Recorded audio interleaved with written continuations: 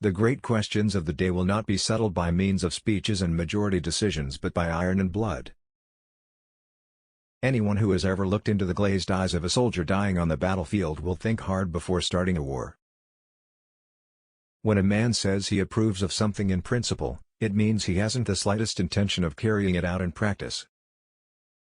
Be polite, write diplomatically. Even in a declaration of war one observes the rules of politeness. All treaties between great states cease to be binding when they come in conflict with the struggle for existence.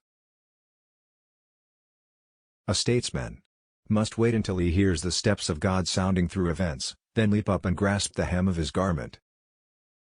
When you say you agree to a thing in principle, you mean that you have not the slightest intention of carrying it out in practice. To retain respect for sausages and laws, one must not watch them in the making.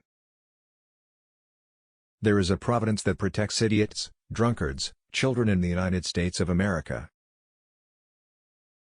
A government must not waver once it has chosen its course. It must not look to the left or right but go forward. Never trust a Russian, because Russian does not believe even to themselves. Politics is the art of the next best. With a gentleman I am always a gentleman and a half, and with a fraud I try to be a fraud and a half. Only a fool learns from his own mistakes.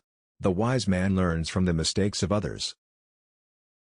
One day the great European war will come out of some damn foolish thing in the Balkans. Crowned heads, wealth and privilege may well tremble should ever again the black and red unite. After the split between anarchists and Marxists. Politics are not a science based on logic, they are the capacity of always choosing at each instant, in constantly changing situations, the least harmful, the most useful.